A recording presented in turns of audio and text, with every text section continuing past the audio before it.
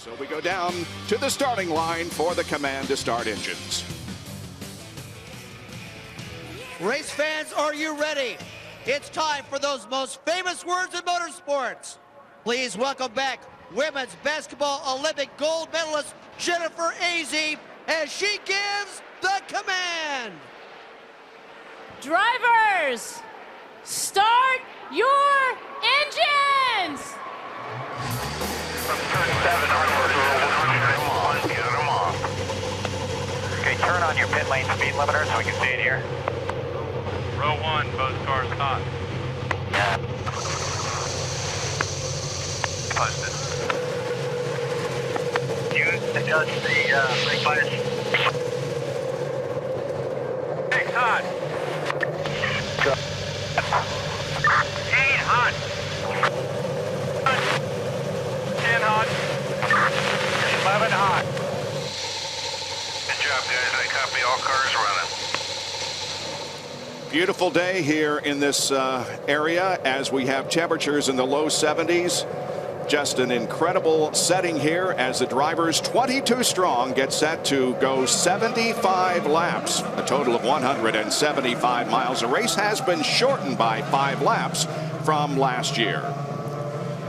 Our Peak Pole Award winner is Dario Franchitti. Went around this track at 1:16.798 miles an hour, 107.9 miles an hour. And he now has 4 poles for 2009. Briscoe has 2. Graham Rahal and Elio Castroneves and Will Power each have 2. And Scott Dixon, because of points, started on the pole at Kentucky. Here's a starting lineup as we go through here. We'll tell you that the farthest back a winner has ever started was 5th in 2007, and that was Scott Dixon. This race has never been run caution-free. We had 1 caution in 2008 for 2 laps, and we had 4 cautions. That's the most cautions that were ever in this race in 2005 and 2006. Fewest number of leaders, 3. Most different leaders, 5. And the Sonoma winner, and I'm not sure this is a good omen for Scott Dixon, but the Sonoma winner has never gone on to win the championship. Another guy who looks really good here. They rolled off the trailer really well. That's Andretti Green Racing. Marco Andretti qualified for his first Firestone Fast 6 of the year. He's going to be starting 4th, and this is the home of his first victory in Indy Car Series 3 years ago. You'll also see Justin Wilson, who comes up here in row 10, but he's going to start at the back of the field because they decided to change their mind on what tire designation. He used no red tires at all in qualifying, so he has 3 brand new sets. But at the last moment, they said, hey, wait a minute, let's start on blacks, get them out of the way so we can use all these sticker reds. Jack? Well, and yeah, that reflects a little bit of the way the respect people have for the Reds today. When you take a look at the way the grid lines up, the guy I like is going to be Elio Castroneves, who has decided to stir things up right from the beginning. Quite simply, they're going to start on scuffed blacks. There is no rule to use new blacks, but like Justin Wilson, their theory is they want to get rid of the blacks and go and run the majority of the race on the Firestone red alternate tires. I asked Tim Cindric about what was going to dictate that, and he said, well, basically we feel like in the early part of the race we're going to be able to hold people up and keep our position. Then, well, depending on what happens with the overtake button, maybe we'll be able to come in, get rid of the blacks, and go to the red. Now, what about the overtake rule? It's real simple. You get 15 shots at it for 15 seconds in duration. You can't keep the button depressed because after 15 seconds, it takes 10 seconds to recycle.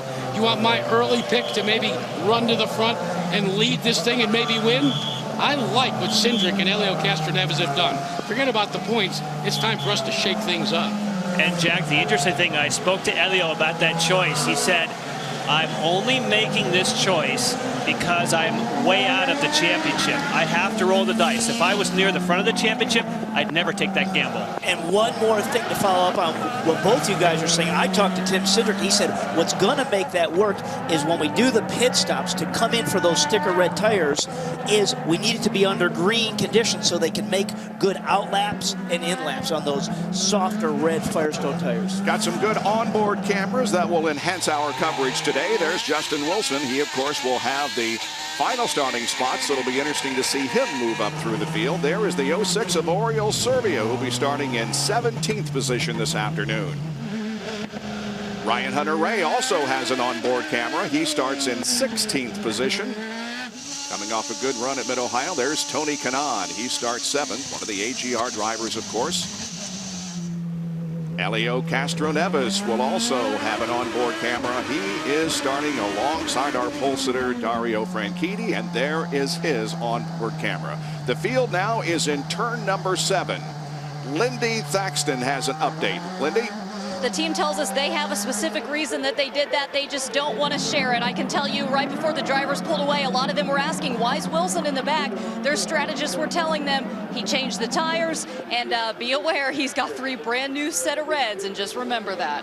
Dale Coyne is the car owner. He's set to watch his driver in car in competition here this afternoon. There's Milka Duno in the 23 Citgo sponsored car. The field now comes up through the S's, through turn number 9 and 10.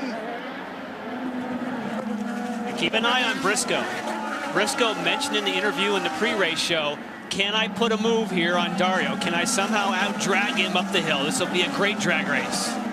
Now, they won't use this part of the course except for the start here and restarts. They will cut this corner right here. The field lined up nicely as they come off of the corner. Briscoe got loose. And the green flag is out. The green flag presented by Apex Brazil. Experience our energy. And here's this big elevation climb right here, 14 stories. There's we got contact.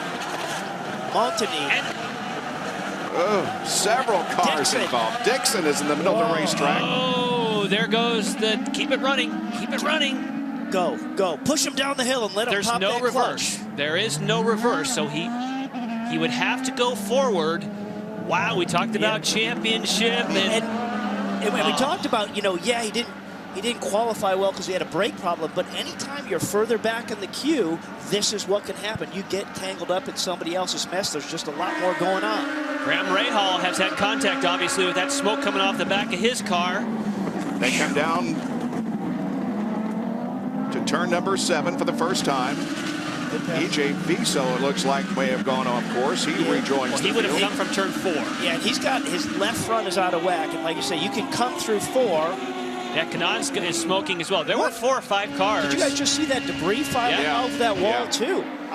That's as you roll into 7 where that was coming Full from. course caution. There's a lot of debris up where the first contact was, and there seems like there's a lot all over the racetrack. We were surprised not to see that full course yellow a little bit sooner. Okay, right off the start, Briscoe was in trouble because he broke traction. But watch, I believe it's Castro-Neves goes straight here. He's in trouble. Oh, it was Andretti chopped over the front of Rahal, but then behind him there was another 3 cars. And Viso, wow, there's where Viso hurt on that black and green car right there. That was his Montani in the wow. Yeah, we saw him go off. So here, let's watch it again. Here's the uphill climb. Walking a little bit further back in the pack.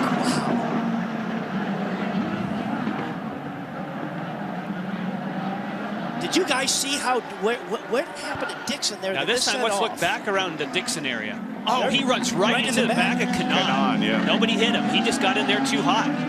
Yeah, well, I think there's a little bit of AFS car. That's Montani spinning around. He keeps it running. Danica was off. From Oriol Servia.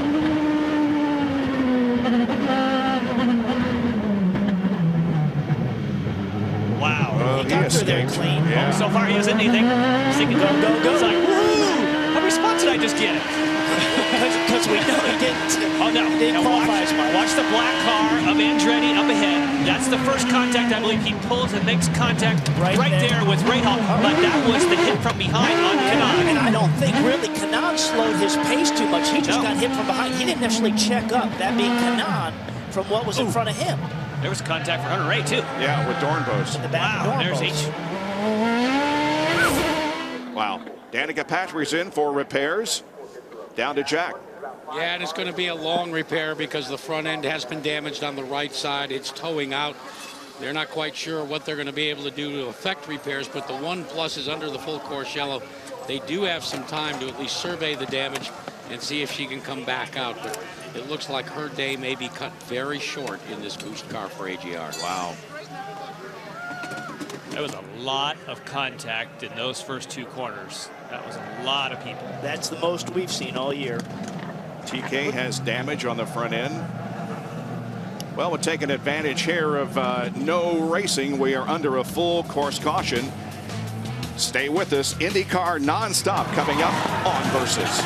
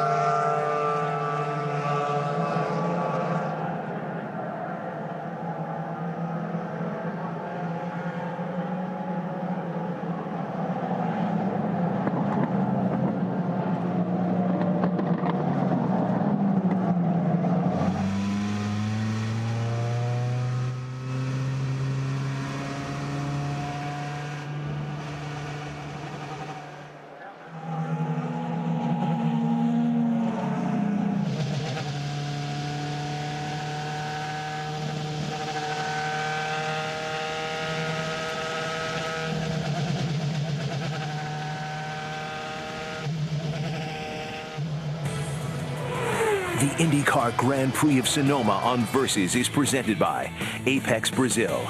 To learn more about our Brazilian goods and services, log on to experienceourenergy.com. And by Honda, the engine supplier for the Indy Car series. And by Peak Performance Products. When you peak, you win.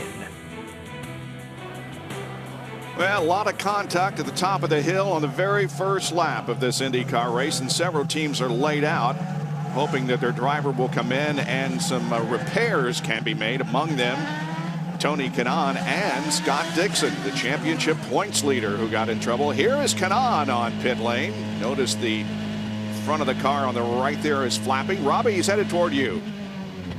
Yes, he is, Bob, as he pulls in here. They're expecting a nose change, and that is going to be the case. They're unscrewing that. It looks like they're taking off those reds, the alternate tires, throwing on a set of scuffed, I believe. It looks like scuffed black tires going in. Now they're taking it to the nose. A couple of teams are doing different things. They're either leaving on the same tires, even though they have a couple laps. Some are actually changing to the new tires. It looks like a set of scuffs for Tony Kanaan. Now, when you look down at Scott Dixon, they made that last-second decision to leave the tires on when Mike Hall originally told him that they would change to new tires. The main thing was leaving the tires on, filling up totally with fuel, so he has enough. And it looks like Graham Rahall's day may be done in the McDonald's car. Wow. Down to Lindy. We knew Graham was going to come in. He said he didn't think anything was wrong with the suspension. He thought he just needed a new nose piece and 4 tires. He started to take away, and it sounded like he stalled. As you can see, he's out of the car. We're going to find out what's wrong and get back with you. Yeah. Well, if we think about what we saw, it was Marco that came across his wing. Right. And they should be able just to replace that wing. So obviously something else has gone wrong for him to get out of the car right now, Jan. Agreed. We've learned that Graham Rahal broke the drive shaft on that car. That's why he's out, guys. Okay, well, we knew that. So here you get it repaired, and you're getting ready to get back into action. And we haven't seen many this year. The drive shafts have been much improved, but it is potentially a weak link. Viso going behind the wall. We saw Danica Patrick pull out of the pit, so apparently they have at least part of the damage repaired on that car. But Newman, AGR, had a couple of cars involved in this incident. Also worth noting, Scott Dixon did not lose a lap. So they did get him restarted, and he stays on the lead lap. Yes, maybe at the rear, but here they come for the restart. But not being down a lap, he's still alive. Dario Franchitti leads the rest of the field off the final quarter, and the green flag out once again for our Apex Brazil restart. Experience our energy. Up the hill they come, and let's hope they have a lot better luck this time than they did last time. In the back of our minds, the strategy with regards to the Firestone red and black tires, you need to, on the red tires, you need to do 2 green laps of running. So the guys haven't done that yet when you have to cycle through and have your fulfillment of running 2 laps on the blacks and 2 laps under green on the reds. That's still part of the strategy you need to think through here, as it all got shaken up with that big incident. Elio Castroneves running in 3rd position up front. Dario Franchitti is leading his 8th race of the year, but only his 3rd on a road or street course, and he won the other 2 road races he has led, namely Long Beach and Toronto. Dornbos had some lock up there and managed to hang on to the position. Wow, look at this Gaggle cars. Those were all the cars that got into trouble that are now trying to make up ground. Including Scott Dixon. And Briscoe closes in on the leader, Franchitti. Briscoe really was aggressive on that start, and he got wheel spin. He was just waiting and waiting, and he stood on it when the green came out, and the car lurched sideways. He had to back off. Very fortunate that he stayed in that 2nd spot. In fact, Castroneves had passed him until Castroneves went wide in turn number 2 on those black sidewalls. Fellas, let me update you on Danica Patrick as well. The crew took a look at the front end. Nothing that was terminal in terms of suspension, although the situation has occurred that the car is towing out. I like what Justin Wilson has decided to do. That early caution, he couldn't come in to change to the reds, but he's gained some positions. He's moved from the back of the pack, and he's starting to move up. Now he's fulfilled his black requirement with the Firestone tires. Next caution, watch for the Z-Line 18 to hit pit row and go red. Yeah, he has gained half of the positions that he needs. He started 22nd. Is running up in 11th position at the moment. Some of the other drivers who gained because of the incident: Dornbos up 9, Hunter Ray, Serbia, and Matos all gained 8 positions. And as they run right now, Ryan Briscoe has the points lead by 4 over Dario, and Scott Dixon drops to 3rd, 24 behind. Now, of course, that's as they run. That can change a lot, but Dixon's crew, Justin Wilson's crew is set out for a pit stop. I wonder when they changed strategy and went to blacks, you don't have to fill the car up with fuel, Robbie. You could start it light if you wanted to, and here he comes. On board, hustling. There's the 60-mile-an-hour timeline. He wants to just hit his marks now. Lindy.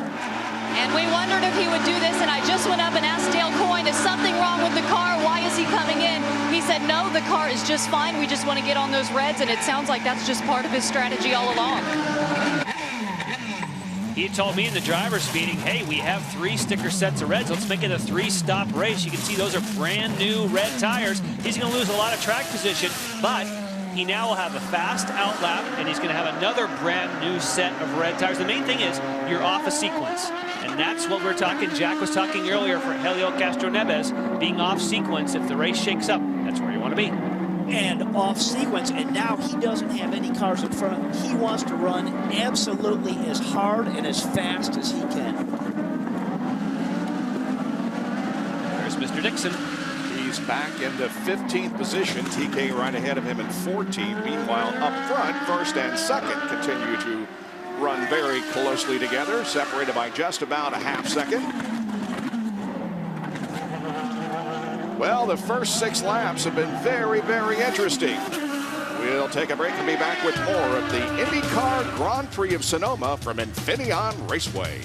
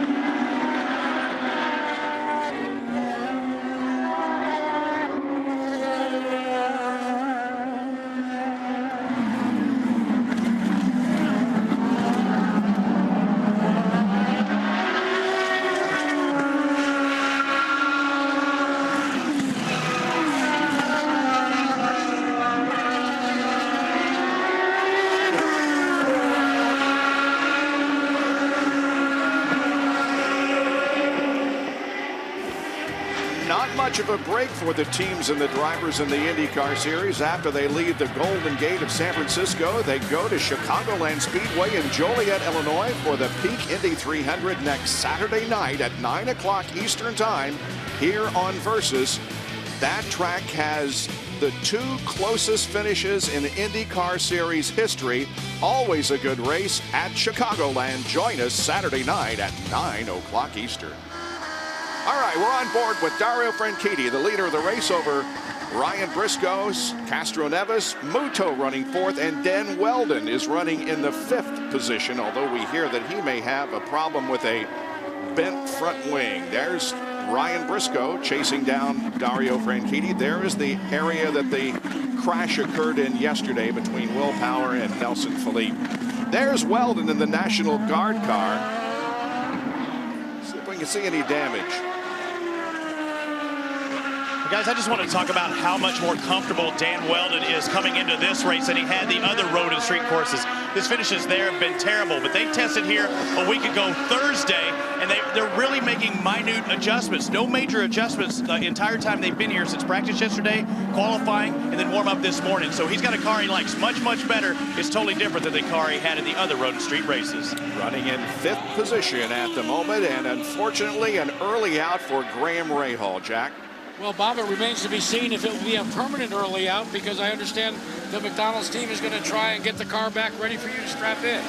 Yeah, we're going to see if we can fix it. I don't know exactly what happened. Obviously, the first incident with Marco, I just had a really good start, and I tried to get up next to him. Once I saw it wasn't going to work, I was trying to bail out as quick as I could, and I still just clipped him, which wasn't the biggest thing.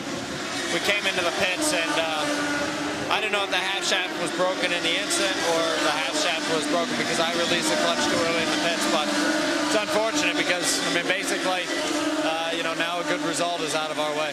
Graham, when you know you're going to have to go back in a race car, and let's take a look at the replay one time, because you look like the meat in the sandwich, especially when we were starting to come up through the S's from overhead. There you are. I mean, you can see I'm trying to lift to get out of the way. It just doesn't work.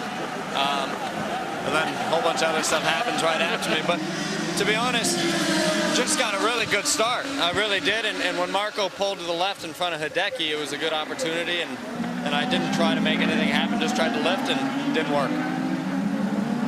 Taking a look at Ariel Serbia as well, and you know, the situation with your teammate there. It's tough with Newman Haas Lanigan Racing. Are you beginning to feel the heat about getting back into victory lane? Yeah, I mean, it's frustrating. You know, I feel like we've had the pace certainly pretty well everywhere this year. If you look at our qualifying average, I think there's very few that are better than us. But unfortunately, I keep making mistakes, and you know, we need to figure out a way to get back in victory lane. We keep doing small things that are really killing us, and it's frustrating right now. Well, we appreciate you stopping by. We know you got to go back to work, and I know it'll be a long day. Sounds good. Thank you. And, you know, very interesting, and hats off to Graham Rahal, who said, I was going to poke my nose up there and take the position, decided it wasn't going to work, and I was going to back off. Not saying that, you know, Andretti chopped me, or certainly it looked like Marco had, just like he said, had gone to the left and kind of opened the door, but certainly he admits that when you're in that position, you got to get out of it. Well, Hideki Muto is the best among the Andretti Green drivers right now, finishing in 4th position, as many were involved. In fact, everybody else was involved in that first lap incident. And I watched a little bit more as we saw some of those replays. I was trying to figure out, we saw that little mark on Weldon's car. He just went by. He had a little mark on his left front. I was trying to figure out who it looked like. He got together with Danica. That's what put Danica out into the toolies there, is just a little contact with Weldon that just was set off in that whole chain reaction. Now here's red versus black. Muto is on the alternates. Obviously, we've documented well that Castro Neves is on the blacks. He'll be slower. His job, keep Muto behind him, even though he'll theoretically have a slower car, and try to hang on to that track position. But Hideki says, I'm going after him.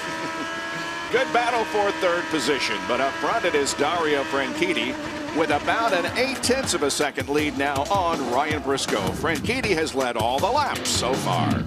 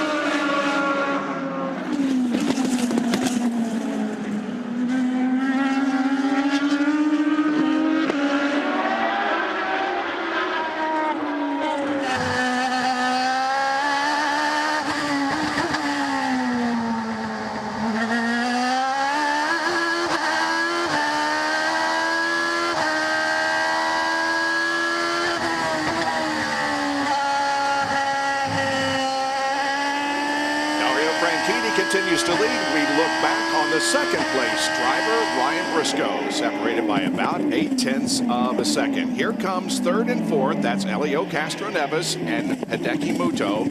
And then notice the change. There's Mario Moraes, who has moved around Dan Weldon. That happened a lap ago, and here's how it occurred. Setting up for turn 7, a good clean pass, pulls alongside Weldon.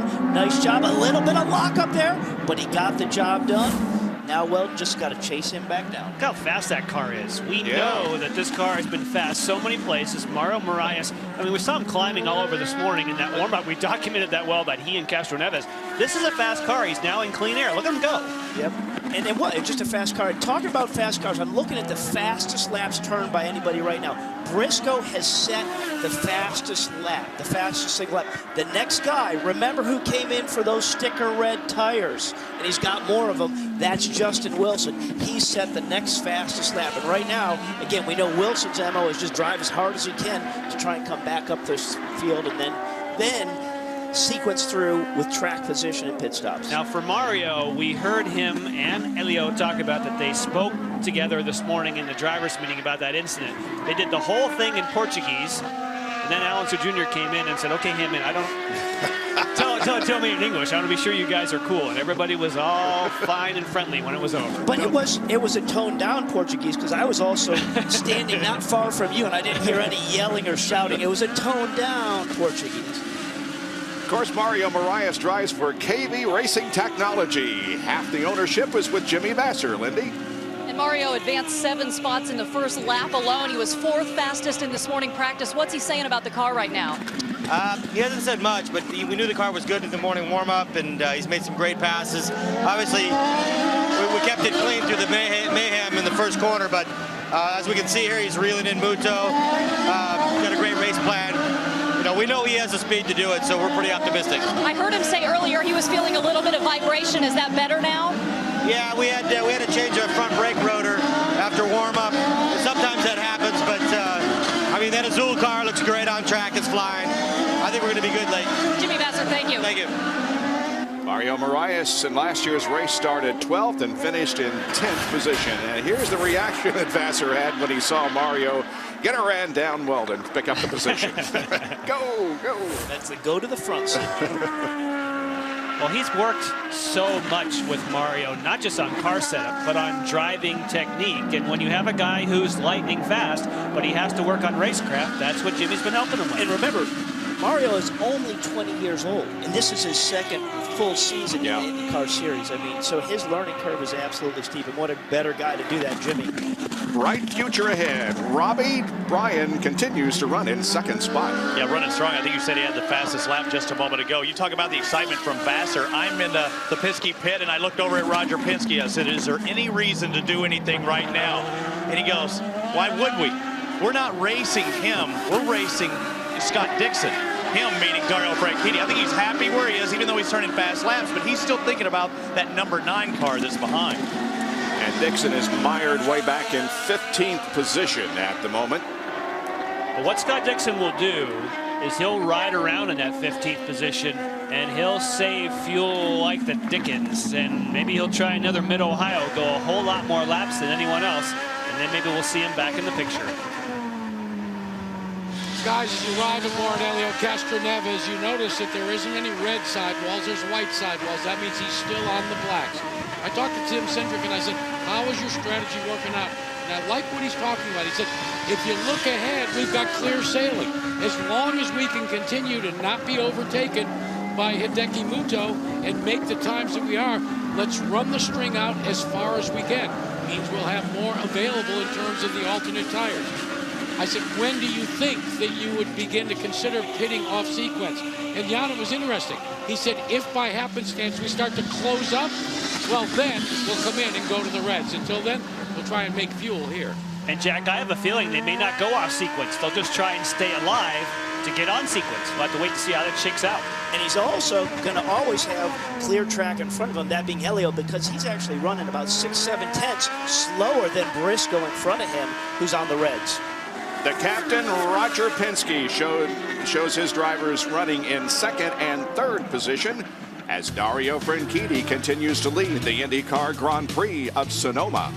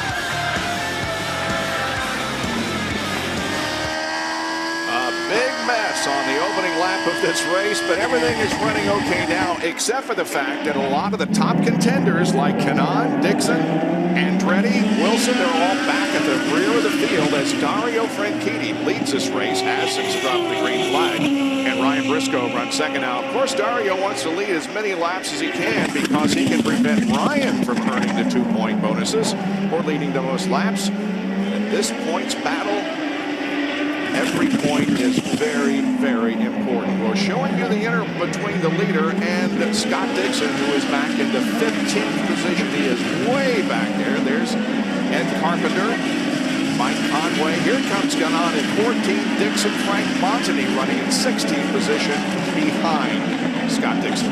And that's that switch back corners on the back straightaway where we said, you know, it's flat out for these drivers, but if they miss their turning point, if they get behind, like a ski racer would get behind on Hitler's gates, then you got to get out of the throttle. You also saw in nonstop that Scott Dixon's not just motoring around saving fuel. He's struggling. He's having a hard time keeping up with Kanaan. Doesn't mean he's not saving fuel, but this is not simply a patented Scott Dixon ride around the same fuel run. He's got some trouble. Well, we knew he had some brake problems in qualifying. He said it was much better this morning, but the way Montany really closed on him under braking at 7, I gotta think he's maybe fighting his brake pedal feel again. In any case, he's a full 2 seconds behind the leader of the race. Jack? Well, I find it interesting. Remember the big question mark we were talking about before the start of the race? How do you best use your overtake button to give you that burst of speed that you need? Looking at Franchitti, he's not used it at all. Briscoe has used one. Castro Neves and Luto and all of this, but let's go down to Ryan Hunter-Reay. As we ride on board the ABC supply, he has tried to use it. He's used half of them already. 8 are all that remain for this guy that we ride on board. He's using it as he continues to try and chase down Bobby D, Dornbos in the 33, and he's trying to use that overtake. But the problem is, he's only got 8 punches left for 15 seconds in duration each time. You've got to use discipline, Jan, when you've got that overtake button. Don't let it lure you into coming to that second half of the race and being out of OT. This is a tough place to pass, Jack, and you first want to use the OT button to get yourself into position, then maybe use it again. But with that 10-second recharge, timing is everything. And like you said, if you press the button and you don't get it done, you're like, oh man, there goes another one of my pushes. and the overtake, it's not a guaranteed, oh, if I use it now, I'm going to pass the guy. It just maybe creates a little bit of opportunity so you can get alongside him. Not get it done, just maybe create a little more opportunity. Should be seeing the first round of pit stops very quickly, so we'll take another break and get it out of the way as Ryan Hunter-Reay runs in the 8th position behind the leader of the race, Dario Franchitti. Stay with us on Nonstop.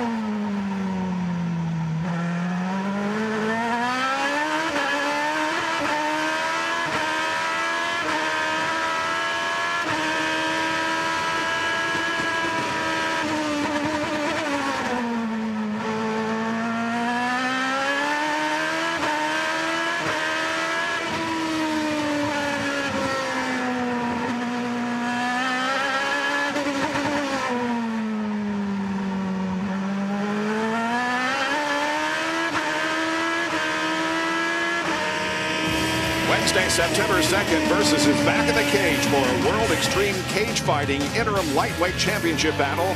Donald Cowboy Cerrone meets undefeated challenger Ben Henderson. Live September 2nd at 9 Eastern only on Versus. And Scott Dixon is in for a pit stop. The only reason you would stop now is if they want to make some kind of change on the car. We saw him struggling. No visible changes, but remember, you can do a ton with tire pressure. They could have given him a completely different tire pressure setup because obviously he was struggling. New skins and possibly new pressures, but no wing adjustments we could see. But remember, he didn't change tires on that initial stop, so maybe those tires were just flat spotted from that initial incident. So maybe they really didn't make a lot of changes because of a flat spot or something. And I was running down, and they asked Scott, well, how about the wing? He said no problems there, so that's why they didn't have an adjustment with the front wing. When they put fuel, again, I'm calling this from all the way down there, Mike Hull said, don't worry about fuel. We'll take care of that later. So fuel position 1, go ahead and run full ridge, and we'll concern ourselves with the fuel later. Already 1/3 of this race has been run. Of the 75 laps, we've completed 25, and Franchitti has led all the way so far. And here is Marco Andretti on pit lane.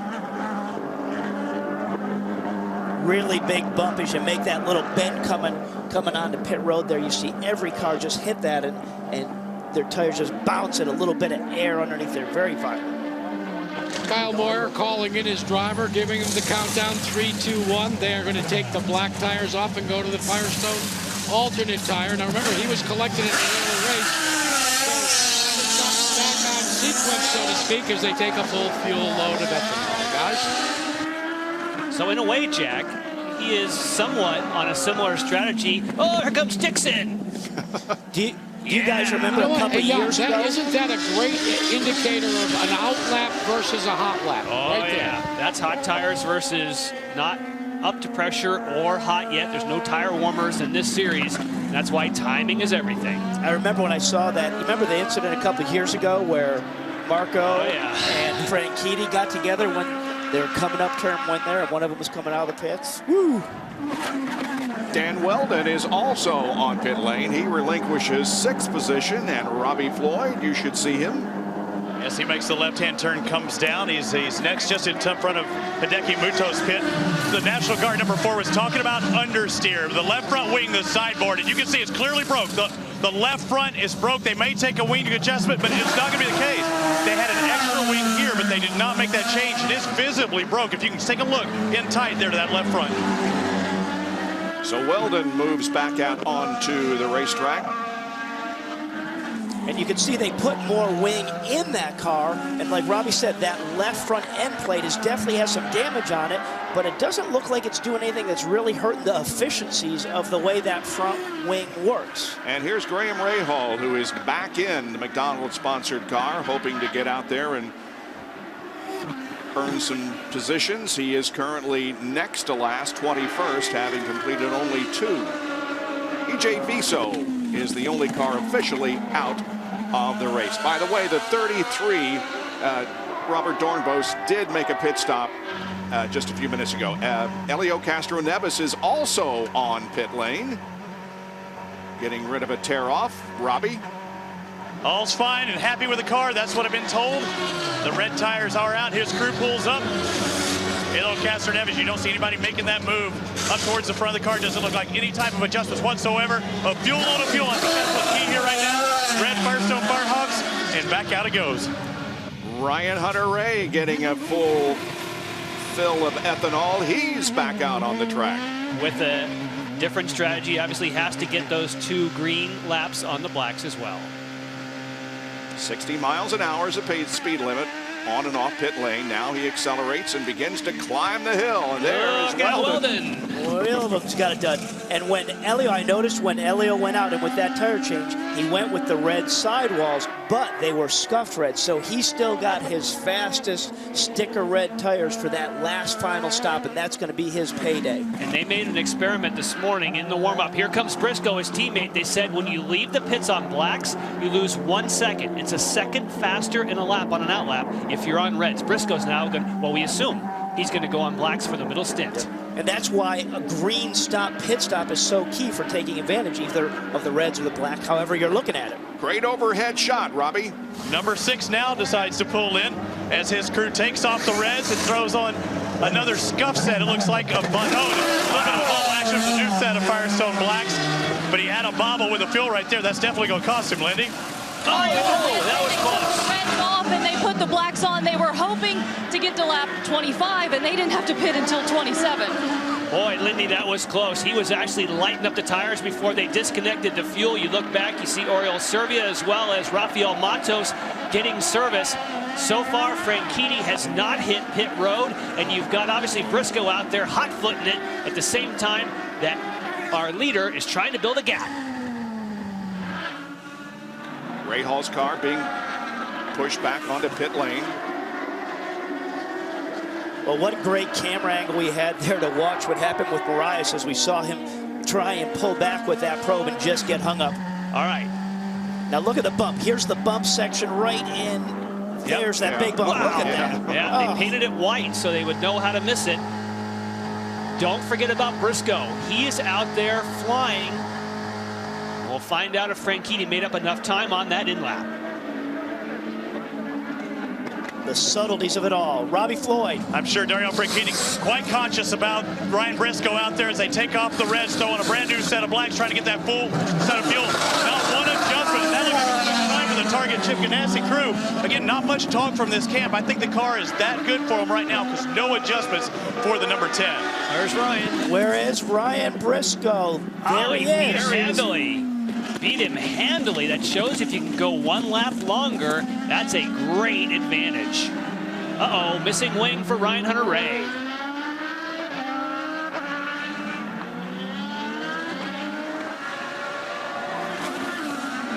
And he'll enter pit lane.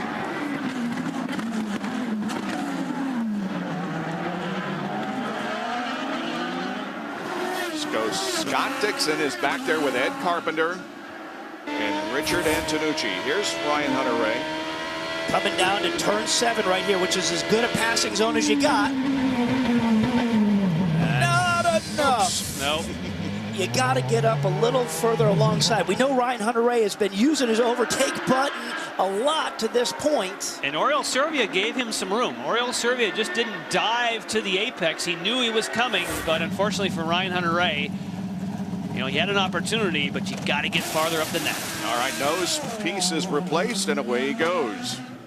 Now, AJ won't be too upset about that. I mean, okay, boy, you were going for it. You were going for a position. That's okay. That's what we like. Just fight. And the balance is his race car should be the same. Let's just replace that front nose cone. Tony Kanaan has moved up to 3rd spot, and he stays out. Justin Wilson comes in. He had moved up to 4th. This is where we really want to see where Justin Wilson cycles back out. Jack?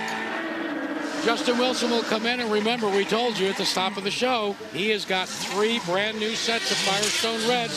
The second new set sticker tires go on Justin Wilson's car.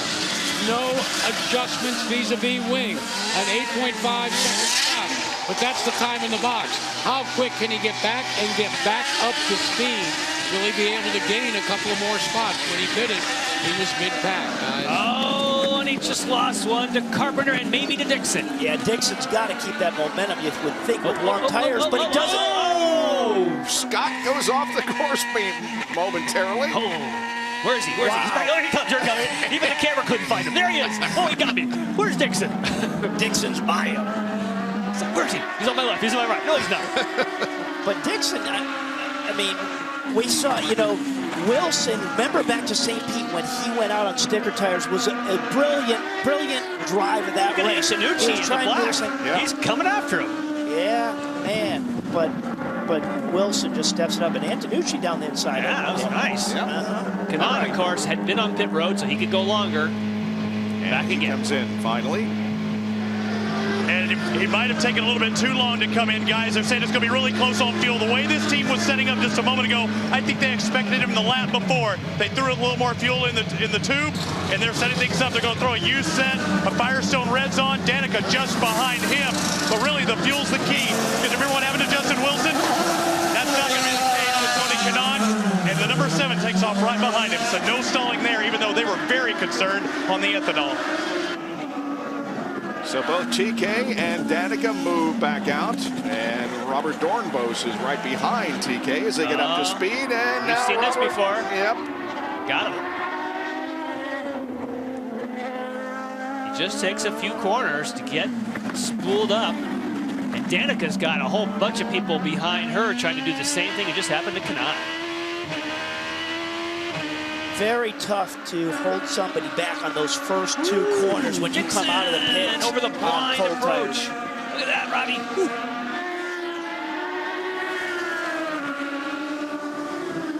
He's going to dive right there. There it is. He should be alongside. That's a clean pass. At the same time, Antonucci pulls off a clean pass, and Wilson's trying to go with Antonucci. That's 2 positions down for Danica. Now Montani has a go. Wow, side by side.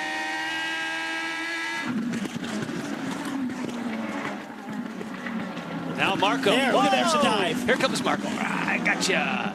Great pass. Did you see he was right on the gearbox and did the quick dive right to the braking zone. Perfect.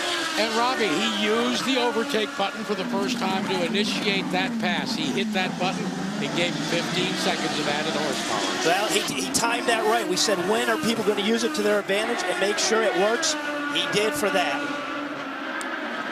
Dario Franchitti has not used his overtake assist button. He still has all 15 available to him. And he is about 1 second ahead of Brian Briscoe. Castro Neves remains third, Muto fourth, and Marias running fifth.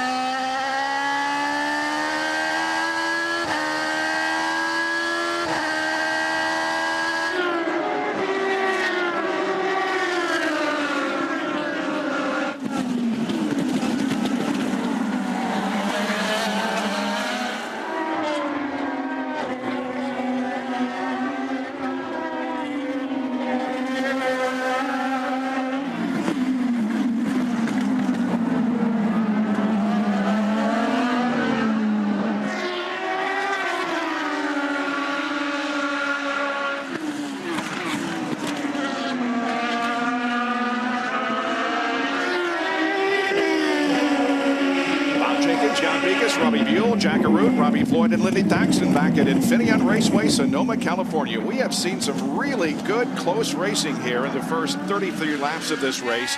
We're on board with Justin Wilson, but up ahead is Richard Antonucci. This is 14th and 15th. Antonucci, of course, is the nephew of former Indy 500 winner Eddie Cheever. He is basically the road course driver for this 3G team, and he's shown flashes of brilliance this year. And ever since he got on board with Greg Beck and that 3G team at Watkins Glen, they keep improving the car, get better and better. Owen Snyder, the engineer on that, this morning when I said to him, he said, we're getting there, we're learning, and Richard's learning too. But he's got his mirrors full right there, that guy, Justin Wilson. But he hasn't cracked. He has not cracked. There we're on board with Wilson, Antonucci right in front. Now check out the in-lap for Franchitti and Briscoe. So Briscoe is the winner of that one. And then on the way out, Muto is the winner on the out-lap. So those are critical laps, Robbie. And Muto, did you think you'd have him winning that out-lap right there? He's been great this weekend. The focus has been great. And Kim Green said, Muto really has gotten good and focused on improving the subtle things as a driver that make you better. Here comes Mike Conway. He's having a fantastic weekend. Remember, fastest man in testing, fastest driver this morning in the warm-up. Stay clean. Robbie, I know you got to be happy about that through the first corner, and he's moving up. He is currently running in 7th position. Weldon, of course, is 6th. Now, both of them are about 25 seconds behind the leader, but they certainly are having a spirited duel. And a nice-looking car also by Conway's. It is a little different color combination. That's actually a wrap. That's all a vinyl wrap that we did to change on that car to make it black from the normal blue with the different sponsors on there. It's Trans Systems this weekend, so they got a big contingent here. And like you say, I was just happy to see Mike not be part of that melee or whatever other words we've used for that turn 1 incident. So you could park that car and peel that wrap off and it would go back to last week's look? Yes. Very good. With a paint base, you still would have to put a graphic of Dad's back on it or Charter, whoever it may be, but the base behind there is all blue. Yeah. Sweet. Yeah. Is that technology. Cheaper? Is that cheaper?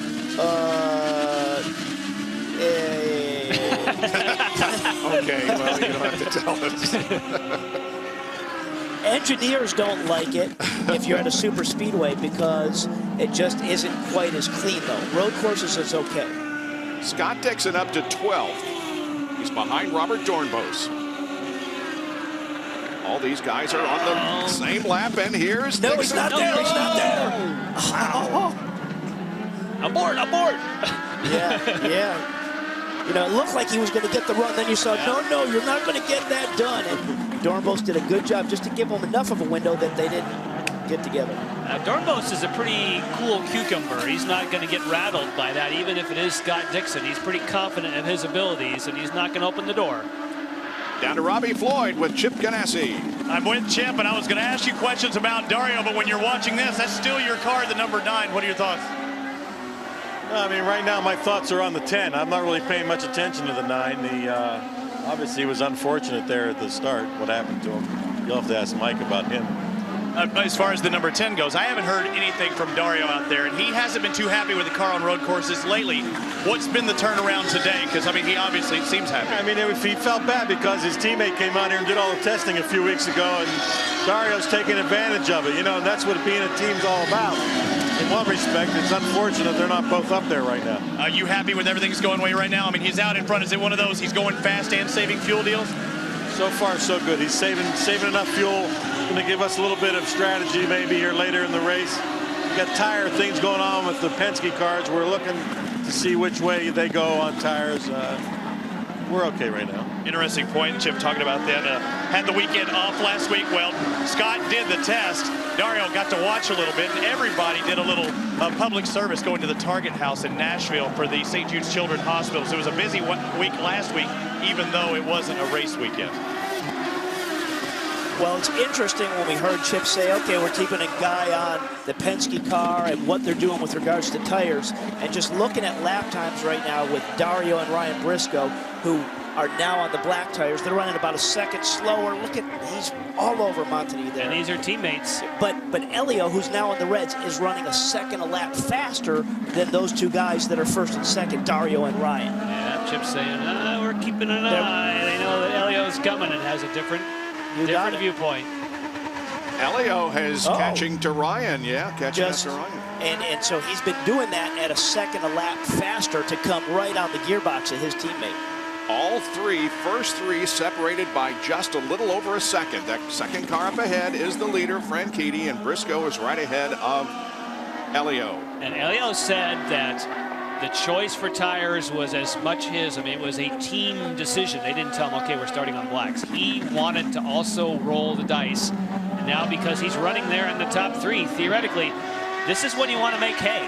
When you have your 2 competitors out there on the blacks and you have the reds, this is when you have to cash in. And he has cashed in by getting on the tail of Briscoe, but this is a whole nother game. How do I get up alongside him and cleanly make the pass? That's a whole different level at this point. We are halfway through the Indy Car Grand Prix of Sonoma. We'll watch this battle on Indy Car nonstop on Versus while we take a break with Dario out front.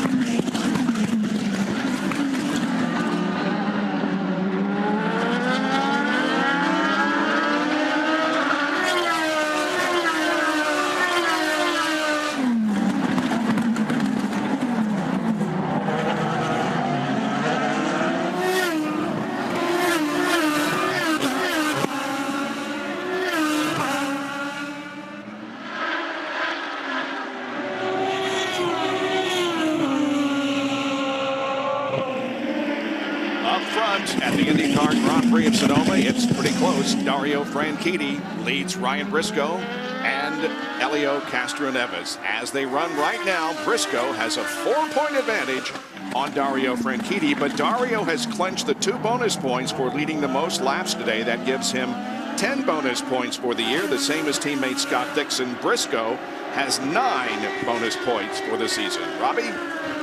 Key point is also Helio Castroneves just behind Ryan Briscoe. I had to go up and ask Roger Penske that question that everyone doesn't want to ask. Are there any team orders? If Helio gets by Ryan Briscoe, in effect, Dario now would possibly take that points lead. So is there any team orders? Does Helio stay back and both try and push forward? He just smiled at me. I can't even explain, like a Cheshire cat. Didn't say a word, but he says, we're fine. We're on blacks. Helio's on reds. That's why he's going a little bit faster. And it's a little bit early for that. And speaking of Penske, I can tell you I just got a text message from the hospital in Santa Rosa that Will Power's watching the show. He wants to be driving along with Nelson Fleet. They're both watching and recuperating. So, Will, we wish you well. We know that you would probably be right amongst these 3 cars. There's no question that Will Power would be right in the mix of it. And hope you get back soon, Will. Oh, I know, kid. That was just so frightening. And to think that we know you're laid up for a while, Will, but you're a very lucky person.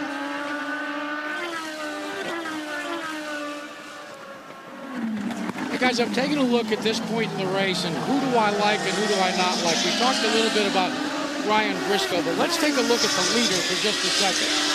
Last time out, Franchitti was able to stretch it. He was able to get 1 extra lap on his competition in terms of pitting. Now, what's going to pay off back down when he goes to his next stop is the ability for him to be able to come in 1 lap later. What does that mean? Well, Jan, you know, don't have to take so much fuel to pack it in. And even in these little split seconds, if it's under green, that's going to be an advantage. But I think you can say the same for Helio Castroneves. Now, he wasn't able to stretch his mileage, but right now, Tim Cindric has told him to do exactly that. Says we need to get a little better mileage.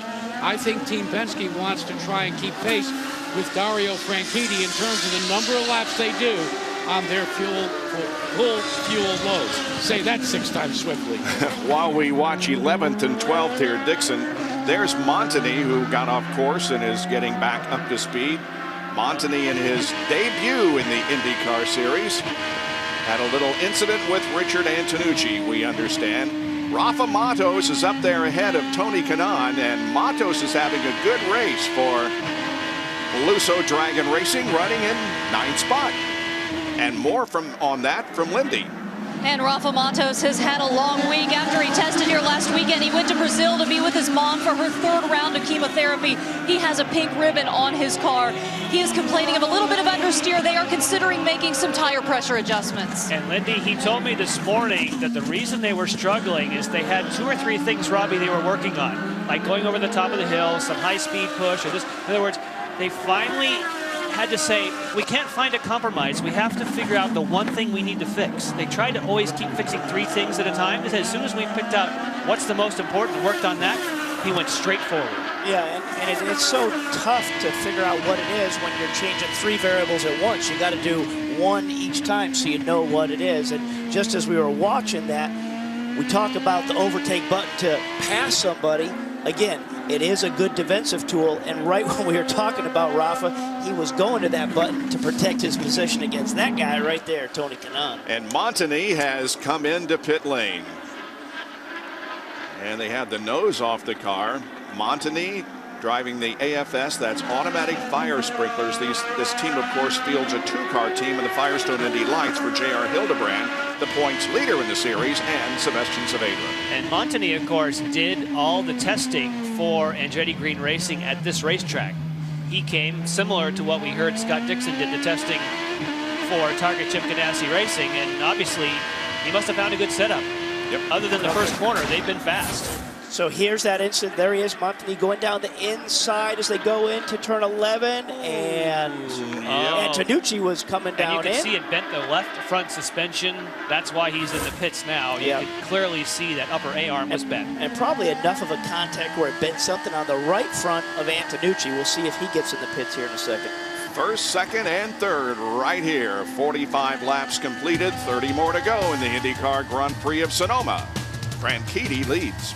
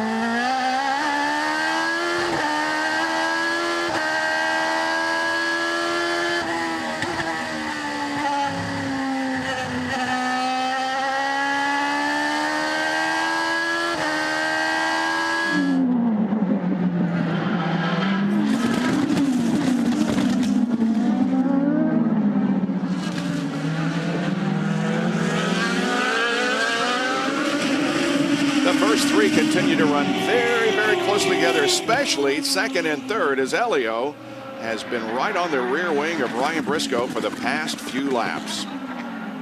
Dario leads, Briscoe second, and Elio is in third. On board with Elio through turn 10. Well, we mentioned that Will Power has texted Jan, and here is the crash. Will, if you don't want to see it, look away, but here's what happened yesterday. This is the first one with Nelson Philippe getting off course, and this is the second one. Nelson is watching as well. Nelson, you might want to look away for this one. EJ Viso wasn't using all the track, but look at that. Full throttle up over the top of the hill. The yellow lights, the yellow flag was out, but he was already committed. And look at that damage, Will. We're glad. I know that you're discouraged and want to be driving, but man, oh man, are we glad that you're going to recover. And it's about 102 miles an hour when we looked at that, Jan, that you crest that hill at 3A. And you know, you got to think about Nelson Philippe was watching as well. You could see him looking up the track. He knew, he's thinking, he must have been thinking, oh, please, nobody come over the hill, please, please. Yeah. Oh, here's Kanan. TK trying to get to the inside of Matos, can't get the job done.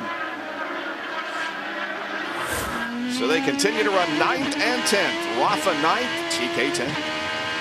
And TK will get another run up there on Rafa. It looks as though Rafa's on the black side. Ooh, he's a little bit wide as he's coming through there. That may set up TK for a good run to 7.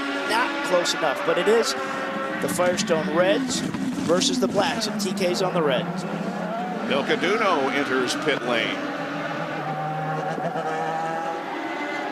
Finds herself 2 laps down, running in 19th spot. And Elio trying to get to the inside of Brian. You know what I was just going to say before that? Sorry, if I was Ryan Briscoe, I would really like to be in his position right now because my teammate's behind me. And if anybody's going to come challenge me for the points or championship, I got my teammate behind me that's going to protect me. Right then, his teammate went down, took a look at him going into turn 2. And Scott Dixon will come in for his pit stop, next scheduled pit stop. Wow. He is going to have to save fuel to make it to the end. He's in the very early part of the window, Robbie. This is a bit on the early side. He comes in 11th place, and he was back as far as 15th place. Mike Hall said there were no changes, nothing else. He's just going to try and get that full load of fuel, that ethanol. He's just going for position right now and trying to stretch it as far as he possibly can. You see, they held him really on every last drop into that target car. And Robbie, this is a case we talk about a lot. You want to be the first person to make the last stop. If there were a caution now, that would be a free pass for Dixon up the front. You wouldn't do it if you're leading. But that's a protection in case there's a full course caution. It is, and he is very early on making that stop. I mean, he's got to run 28 laps, and if it goes green. So right now he is in full lead, and they're going to do everything they can to make fuel. And he's as good as anybody doing it, Scott Dixon. So it may work. Mario Marias in 5th position. This happened just a moment ago. Into 9, locks him up, and misses the corner. And that is okay, but he cannot maintain that position. He has to give that position up to the car behind him. But the definition is, if he's on your rear wing, is what they said in the driver's meeting. So was he on the rear wing, or was he not quite on the rear wing? I say yes, he was close enough. I say he wasn't. All right, good, we got one. All right. Well, no, you know, if there wasn't that runoff there, or if there was a wall or something else, he'd be out of it anyhow. Yeah. So he should give up that position. And here, moments ago, was Elio. Same spot. Yep, same spot, trying to get by Briscoe. Wow. More Briscoe having trouble coming in. Well, you got to think now with that moment there and what we saw with Elio challenging up in turn 2, he's probably going to go by his teammate here in the next lap. Let me take you back to Milwaukee. Do you remember when the roles were reversed and Ryan Briscoe was looking at a lap to Elio Castroneves, and Briscoe was the gentleman and waiting, and actually many people feel as if the wind slipped through his fingers in a scenario just like this. Well, Ryan Briscoe is a team player, but Robbie Buell, you know, that was a litmus moment, a turning point in Ryan Briscoe. No more Mr. Nice Guy. So if Elio does try to pass his teammate, forget team orders and forget, pardon me, mind if I play through. Regardless of what's on the side of those two cars, they'll go at it hammer and tong. No question. You and I talked about that, Jack, and it was a year ago that Briscoe won there at Milwaukee, letting everybody know and letting the team know, I can do this for you. And it was this year he said, you know what, I got to fight for myself here, and we're seeing just that, Jack. Great call. Moments ago, we go on board with TK. It's the same place, turn 9. And he missed the corner. But he's going to come back on behind Rafa. There's Wilson. Everybody's correct. Everybody's happy there. There's no correction. He gave that spot up to Wilson. Wilson had the momentum. I'm not sure he gave it up, but anyhow, that's all fair play in terms of the way they are making the rules for that off and on in turn 9 and 9A. Hey, guys, I got a question for you upstairs. We're seeing so much of that through that area. And at this point in the race with just 25 laps to go, could it be a case that the brakes on these cars are getting a bit mushy? And then maybe they're not responding as we watch this battle between the two-car Matos and Justin Wilson. Is there a little less pedal now? No question about it. I think that's just it.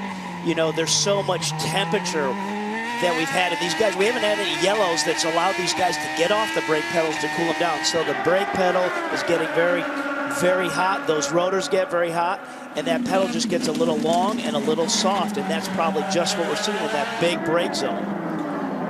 Dan Weldon in, Robbie. The number 4 car comes in, talking about a little bit of push. Remember, that left front wing is broken. They're not going to change that, but he is throwing a brand new set of red Firestone Firehawk. He has a fresh set of tires to go just as he makes his way out. The number 27 of Deki Muto sets up, and he has scuffed reds ready to go out. His teammate Marco Andretti at the same time gets his stop. Look how close the top 3 are. We've got a battle on our hands before the last pit stop. Well, we know these are the key laps right now. Right, the pit-in laps, the laps before you're going to come on to pit road. Get everything you can. They were so close to Dario. I wonder if Dario had a bit of a moment because they were right on top of him.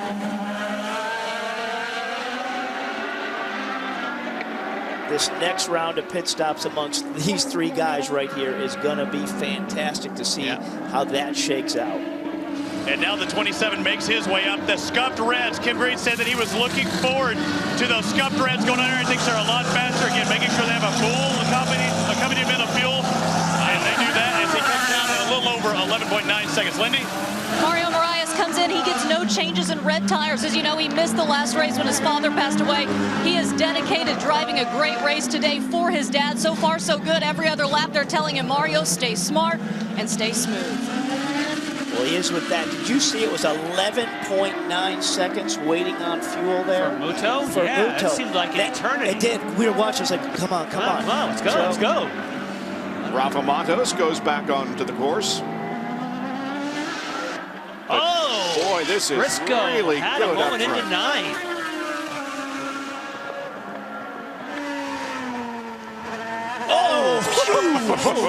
Thanks for taking us on board there. Gosh, we all went back in our seats. Okay, here's the first round of these top 3. Let's see how this shakes out. And he was the one who needed to save fuel, though, and he's yet the first to pit. I think you want to go longer. I think this plays to Dixon. Excuse me, Frankie. And evidently word was that that Elio Castroneves lost a little bit of time coming in, so he's hoping his pit crew can make up that differential. Takes off the worn Firestone Firehawk reds, puts on a brand new set of sticker reds, and he's back out. That was a quick time, but again, they made a comment, said they thought he lost a little time coming in. Well, yeah, because he had his teammate from him struggling in turn 9. You can't blame him for that one. He almost, look at that. Whoa. Mike Conway gets some fresh rubber and some ethanol and back on the course. When you go out on stickers, it's wild. And remember, sticker reds are about 1.5 seconds faster than your black tires when you're on sticker tires. So a huge gap. Scott Dixon back in 12th spot. Hasn't been a factor because he was involved in the first lap shunt. And he was the first of all these guys to make that round of pit stops, so he's already been in for service. Here's his issue in turn number 9. Same thing that we've seen. So that means that Weldon, Kanaan, Carpenter, Antonucci, Marias, and Dixon have all had problems there in the last few laps. Yeah, it absolutely has to be something with, look at this, look at that, Kanaan! Oh, that was Kanaan on Castro Neves as his teammates in. How about that shot? But the brake pedals are definitely getting soft on these guys right now, no question about it. So Dario has done the extra lap that may make the difference. You can't do a faster stop than that. That was fantastic for your last one, but Dario's still out there at full speed. Briscoe needs to get after it right now. This is his outlap on cold tires. What can he do from here back to the start-finish line? Here's Kanaan going to the inside of Castro Neves, the exact same place that he got together with Marias. Airborne. That's the lap that he was trying to make hay to try and be sure that he caught up to his teammate. Yeah. And that's not going to help. And that was Wilson, who we were looking back at that all originally. Here it is again. Good run. Oh, but he took a long time to develop. It took a long time. And you know, Elio was giving him room. He knew he was coming. He tried everything he could. But Elio broke pretty late, too. Oh, he's got some damage. Little damage. You can see the smoke out of the right rear. Something is creating temperature there. Yeah, it's dragging on the tire. And here comes Dario. If he has a quick stop, he should be able to blow out in the lead. Unless Briscoe had just a huge outlap. Well, all right, let's see how the stop goes. Why you run the race. 20 to go, 20 laps to go. Okay, those are scuffed reds. Theoretically, you come up to temperature faster. Wow, that was a good one.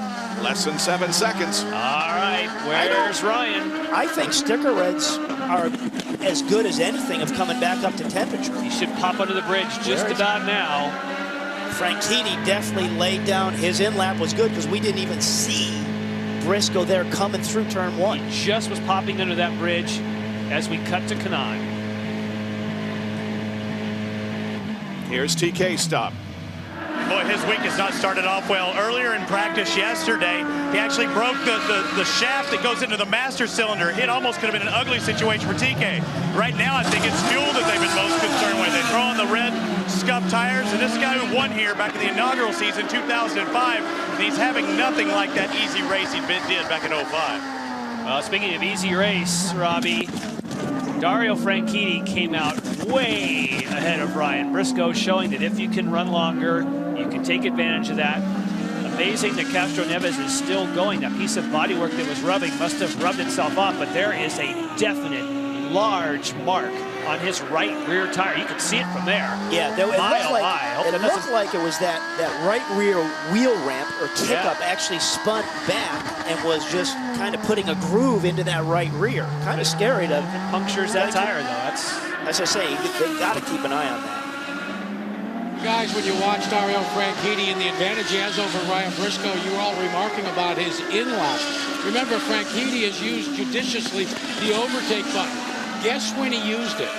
On that last lap before he came onto pit road. He punched that button and got the spurt and surprised all of us, didn't he? He sure did. He made it work, Jack. No question about it. He opened up a little bit of a gap through that sequence. There, the number of overtakes remaining. What was about a second between first and third is now 6 seconds as Franchitti enjoys the advantage.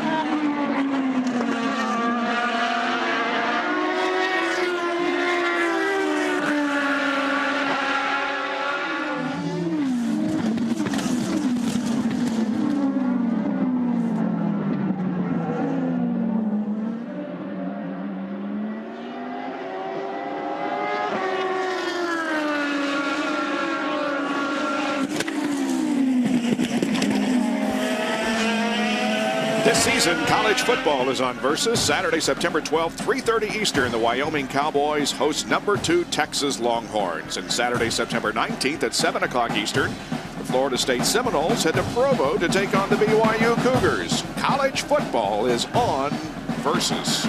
And so are the final 3 races of the 2009 Indy Car season. Will be next Saturday night at Chicagoland Speedway, Joliet, Illinois. Then they go to Motegi, Japan, and the championship finale, of course, is at Homestead, Miami Speedway.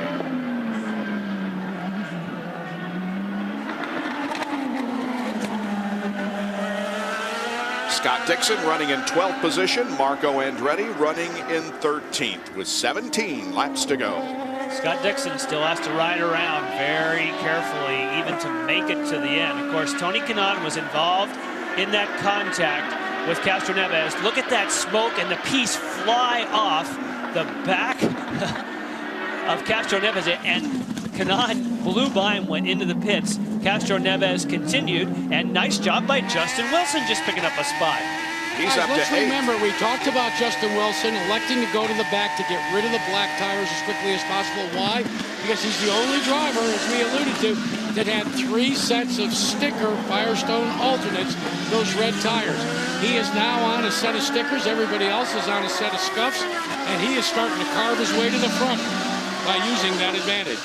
Speaking of carving, here comes Hideki Muto, who certainly knows that Castroneves is somewhat wounded. He'll be able to see that right rear tire has a bit of a mark on it. Still there. Amazing that thing held pressure. And I've been watching Hideki. I mean, the last 3 laps, he kept closing and closing on Elio, and right now he's there. So now is the time for Hideki to keep pushing right on to Elio. That's where you can see the little change in the profile, kind of the mark down the tire, just like this. And you can see where that flip is flapping up and down. The support underneath that is what has broken and put that groove that Jan kind of circled around there in that right rear.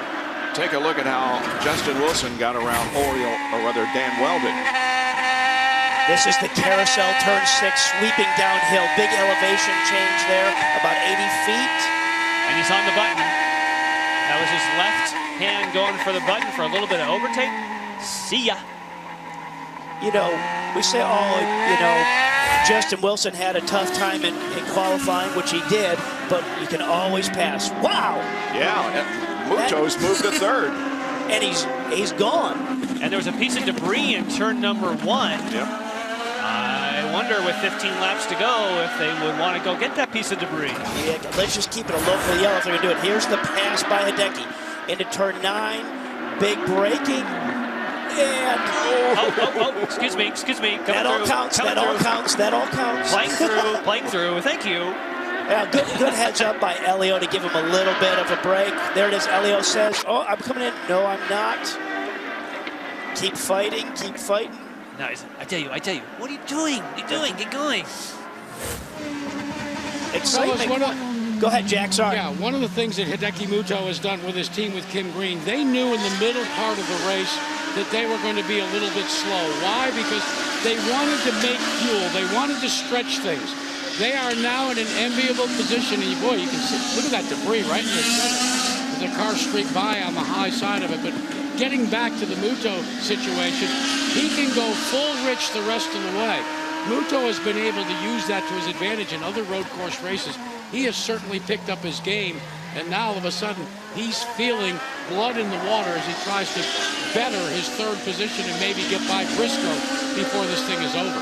Now, Jack, before we go any further, and we want to get to this, of course, before the race is over, what was your reaction to that thing that was around your neck in the pre-race? Now, there's only one person that is more afraid of snakes than you, and that would be me. So how really was it?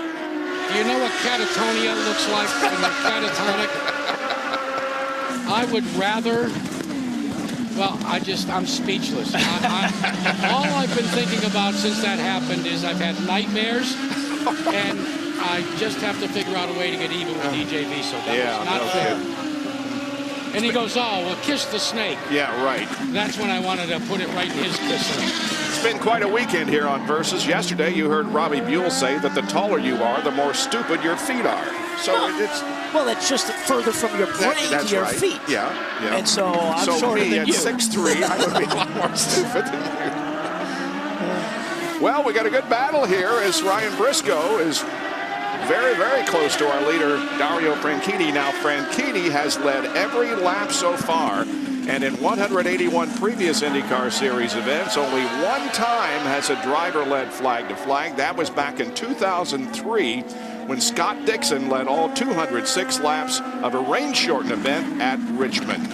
So Dario may be on his way to a second flag to flag. Well, the faster car of these two guys going for the battle. Obviously, Ryan has closed up on the back of Dario, so he's got a little bit quicker car. The lap prior to him just getting on his tail, he ran 7/10 faster on that lap than Dario. So now what Briscoe needs to size up is this right in front, traffic. How can he take advantage of this traffic up in front to make a shot at Franchitti? I mentioned that Elio has lost another spot. He's back to 5th as Mario Moraes has passed him and gone into 4th. Here are the two leaders coming around Milcaduno and getting there successfully. Nicely stayed up on the high side and let those guys take the proper racing line and get on with their show. All right, we got 13 laps to go in this IndyCar Grand Prix of Sonoma at Infineon Raceway, and Dario Franchitti has been the man.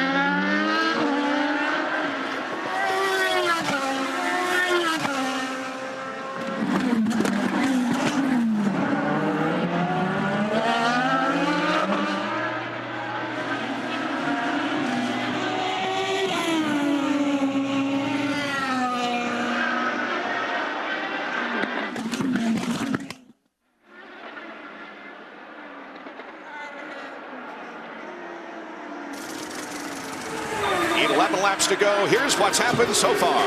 Well, of course, if you're going to do a recap, you got to talk about lap 1. That's where pretty much everything broke loose.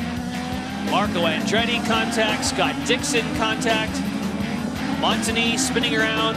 So many people on and off, but certainly for Scott Dixon in the middle of the picture, not what he wanted. Now, talk about teammates with different outcomes. Dario Franchitti gets another lap. And look at the distance he makes on the field by going farther on fuel for his first pit stop. He's been there the rest of the day. Ryan Briscoe chasing, but there was lots of contact throughout the field. Here were former teammates back in the Indy Lights days. Boing! Sorry about that. Bit of a hit and run going on between Canan and Castroneves. Of course, Castroneves had some smoking tires there for a while. The piece flew off, and he's now kind of been wounded and being picked off by a few people. That's been a busy corner for Elio today. In the warm-up, that's where he had his tap with Moraes. He just had another incident that we just saw, so a busy spot for him. Team Penske trying to go to the top of the most wins by team board. Tie right now exists between Team Penske and Andretti Green Racing, but Dario has about a 7/10 of a second advantage. He has one other advantage, is that he pitted a lap later meaning that he'll have a little more fuel. And Jack Arute was just telling us during the break that that means that Dario is good for fuel, but Briscoe has got to take it a little bit easy. But we heard Penske say earlier, or at least the report was, we're not racing the 9. We're not racing the 10, we're racing the 9. Right. And the 9 is in 12th position. The championship big picture. Andretti in 11th. So what that means is if you're Roger Penske, you're talking to Briscoe saying, stay where you are. If there's a door open, take it. Otherwise, just bring it home, because that's the kind of day we wanted, because we're racing Scott Dixon. Justin Wilson with a good run. He started dead last in this race. This is for position. And if he can make a good run here, this is the good passing zone coming into turn 9. He just looks just a little bit to fill those mirrors, but the way he's all over the back there of Serbia, you think something's going to happen. That's for 7th place. He's And looking. you're watching right now Justin Wilson's left hand hit that overtake button. He's got 15 seconds where he can use it. Will it pay off? Wow. Oh, don't do it there. Wow. Look out. Oh, Castro Elio's off Neves is course. off. And stop. This is going to bring out a full course caution. Well, it depends where it is. If it's an impact zone, it will. But he is. We got to figure out. That's what's outside of turn 1. There we go. Yep. Oh, and Ryan Hunter-Reay stopped. That's at the exit of the carousel going up to 7. Wow. That must be some kind of mechanical. This one here looks like that was a boy howdy, look out, I'm off the course. That's out in the Toolies Yeah, there, no isn't it? kidding. Except there aren't any toolies. It's all dust. Oh, you can see the marks. Yeah, coming right off like that. Look out. Yeah. So do you think there was contact with somebody there coming out? He was because it was struggling. earlier on in that corner, or do you think he was just fighting that racing car? Well, you know, he said he had to roll the dice. He knew he was a long shot in the championship, and you can't say he didn't roll the dice. Here's looking off the back, so there's no one, at least behind him. Yep. Turn 1, car compresses right here. Wow. That gives us no indication of anything other than All of a he sudden, just went off the track. You heard it go, brrr, like, let's see, it's just like the thing. Oh yeah, something. Wow, yeah. just didn't something. turn. I don't think he. No. It didn't start turning. The way he was so wide underneath that bridge on the outside of the corner, I think something wasn't responding on the front end. Something responded. He knew he wasn't going to make it, and he immediately shut the thing down. You just heard it immediately go, brrr, just shut the thing, knowing I'm in trouble. He said hi to TK as he went by. Did you see that? Yeah. Meanwhile, Ryan thanks for the bump Hunter-Reay. and run there. Yeah, Ryan Hunter-Reay is also stopped. And apparently the car just died. Well, this is good news for Ryan Briscoe, who was having to save fuel. This yellow is going to let him go full out. On board here with Ryan Hunter-Reay. You're coming down to the carousel. It's dead right now. There's nothing there. Nobody home. Yeah, and he's reaching for switches. He's reaching. He's going, come on, reset. Come on, baby. No, nothing. Didn't happen. All right, down to Robbie Floyd with Tim Cindry. Tim, what's the word from Elio? I thought I heard something about right front suspension. Yeah, first of all, I'd like to say hello to Will out there. We missed that yellow car, and we're thinking of him for sure. Yeah, he said something happened in the right front suspension there when he went into the turn, and it could have been a result of him and Tony getting together, but it's unfortunate. That's the way it goes. We'll see if Ryan can pull this thing off at the end. It was one of those days where today just didn't start out right with the contact with Mario Moraes. Was the car good there towards the end until that happened? Because y'all were also setting up for fuel possibly.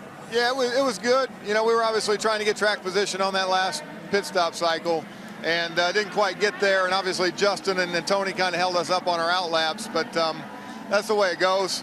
We short-filled the car trying to get ourselves in track position, see what happens. So Elio was in a bit of a trick box. We might have had the right rear going down at the same time because it really never came up to pressure. So I think that incident with Tony caused a lot of that. But thanks a lot, Tim. Will Power out of the race. Elio Castro Neves out of the race. The Team Penske member that still remains is Ryan Briscoe.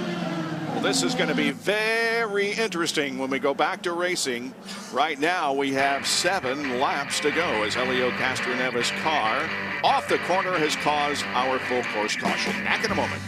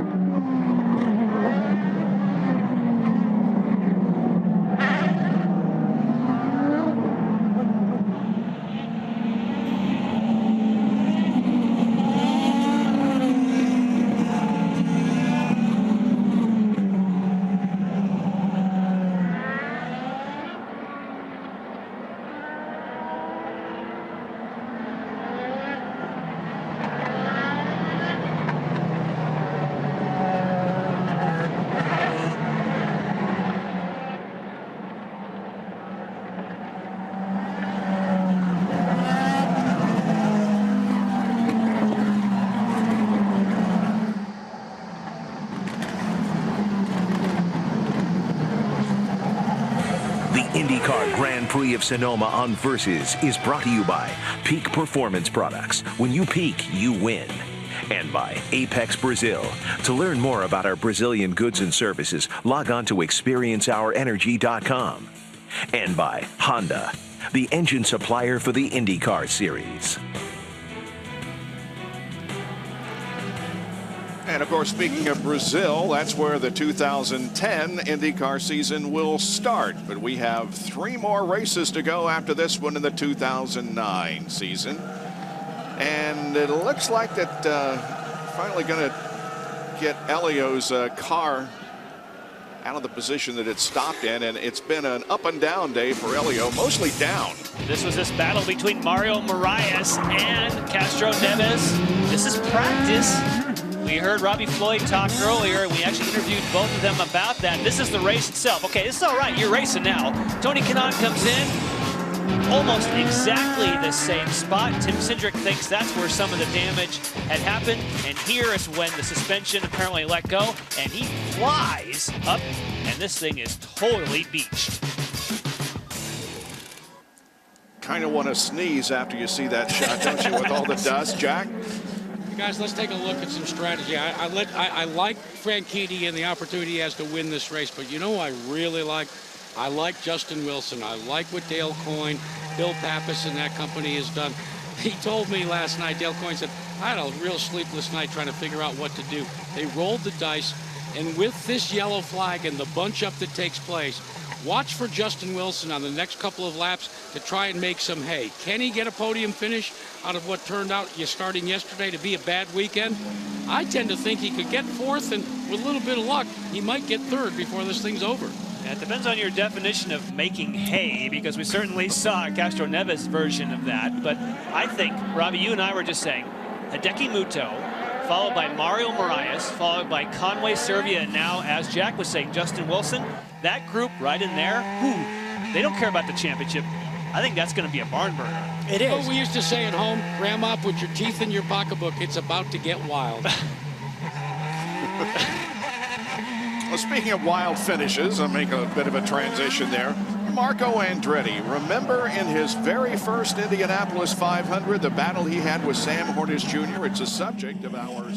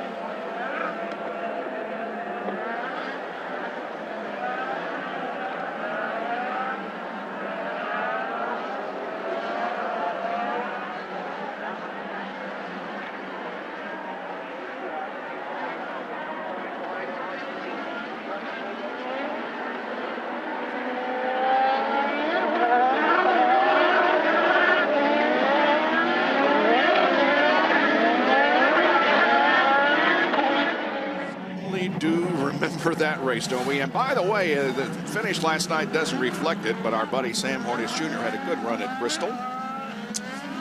Well, we're getting ready for the restart of this race. 5 laps to go.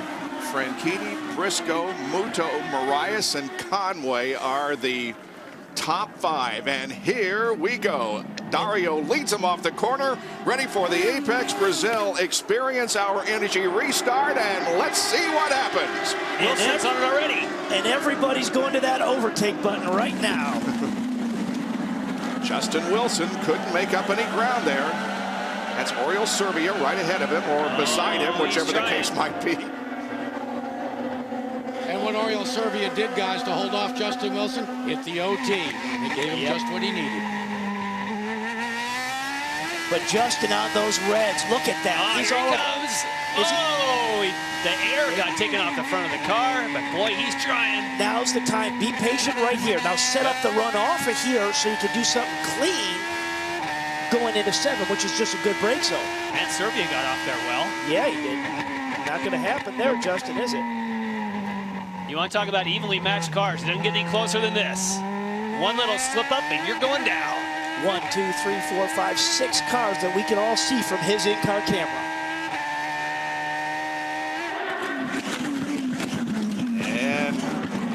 There's a move. That's got to be Dixon. Dixon passes Andretti. Wow, we thought Dixon. Oh, and Antonucci misses the corner, and Danik is off track. Well, Antonucci will definitely have to give that up. But we're thinking, you know, Scott Dixon is just trying to make it home. This is coming to the start-finish line towards turn 1. Dorenbos right there in front of Wilson. Ooh, Mari Marias is working on Conway at the same time. Less than 3 to go. This is money time. Wilson has to take advantage of those red tires now. Needs to get by Dorenbos to even get close to Marias. He's trying.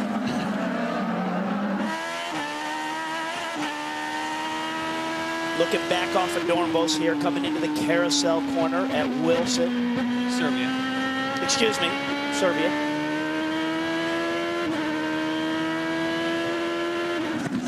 Oh, here comes Muto.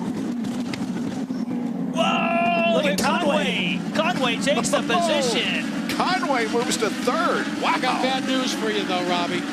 Mike Conway is down to 1 final push of the overtake button. He used him up to do that. He doesn't need no stick and overtake. He's got the position, and here comes Marias. It does not matter what's behind me. I just think about what's in front of me, and I go. I don't need it. I'm out of here. Muto slips back to 5th. Muto was my man, too. I was pumping him up there early Here on. comes Wilson to the inside. Yes. Oh, he's in trouble. Oh, and He's still got it lit up. Yeah. You know, we had drifting yesterday, now we got it today. He just had rear bias lockup coming in there, but he kept it fired up and went. Now he's behind Rafa. This is great. This is great. We don't see this type of stuff. There's TK and Scott Dixon right behind Justin. Listen at this. Okay, here's where it all begins as they head to 11.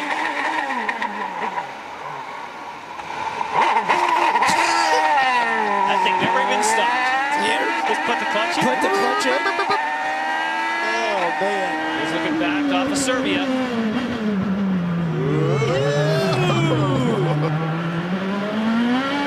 Really lost a few spots. Yeah, a little bit of just rear lockup. Put the clutch in. Yeah. Stopped it. Hey, after that, if I can pull that off, I can go after. I can try this again.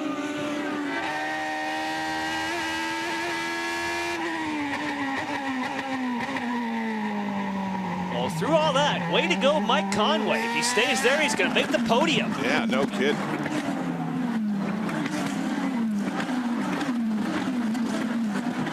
Matos. Overcooks it. Wilson gets that one back. So does Kanai. You know, Dixon.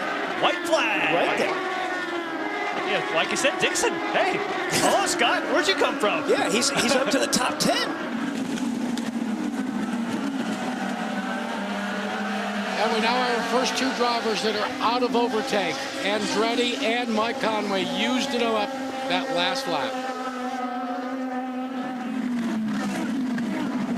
Dixon trying to fight off Marco Andretti's challenge here in the late going.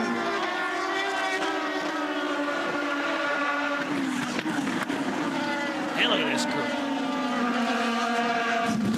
crew. Meanwhile, back up front, it is still Look at Conway go. He won second. He's on the podium. I want more. Man, oh man. Well, this is his last shot as they set up for 9. He was close in 7, but Robbie, I don't think he's close enough here. That's the spot right there. Mike's previous best finish was 6th at Watkins Glen. And he's a few feet away from a podium finish. Here they come into the final corner. It's Dario, Briscoe, and Conway across the line, and Dario Franchitti wins his 4th victory of the season, his 12th in the Indy Car Series. It's his first win here at Sonoma. Marias and Muto get top 5s. Wilson with a 7th place finish.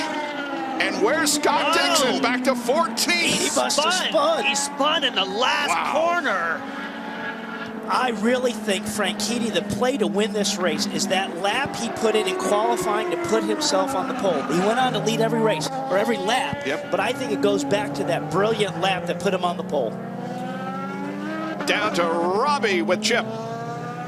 Chip Ganassi doing all these interviews here. How does it feel knowing that you finally got Dario's car right and stayed out in front all day long? Tell you, it's he got max points here this weekend. That's what he needed. You know, pole, led the most laps, wins the race. Both guys now have won 4 races. That's quite an accomplishment for Team Targa. We're pretty happy with that. We'll see where we end up in the points. Yeah, your team all together, but Dario kept fighting after that, and it pays off. He watched the guy Scott Dixon test last week, but it paid dividends here today, guys. And here's what happened to Scott Dixon on the last lap. He did spin, but he had help. Look at this, Marco Andretti. Pow! Sorry, Scott, I'm coming through. Dropping Scott and to look at all those positions he lost. Yeah, dropping him to 14th place finish. Well, Dario Franchitti is receiving the applause of the crowds. He'll be in victory lane when we come back.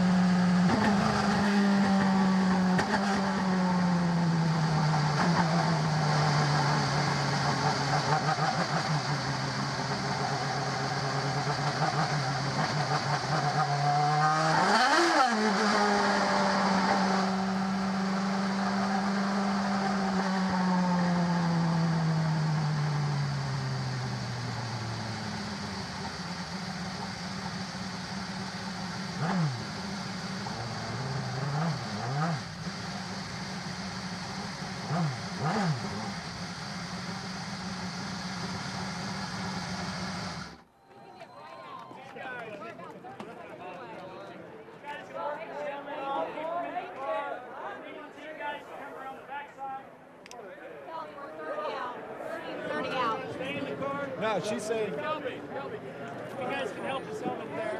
He's telling us to get out. About 30 out, 30 out, 30 seconds. I got it.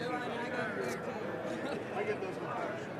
Look at this shit. 30 seconds if you guys can help him with the helmets. He helps with the helmet. Izod salutes a winning performance with Izod Victory Lane. Here's Lindy with Dario.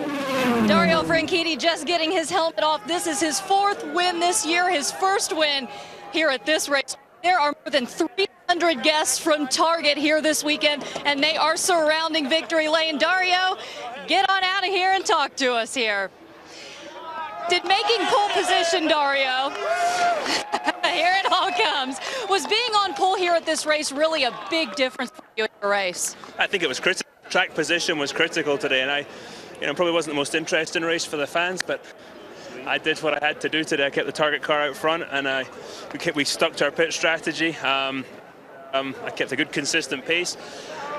But there was a couple of interesting moments out there. We'll drop some stuff on the track, but great target here. So great job on the pits as always. And yeah, this is critical and crucial for the championship.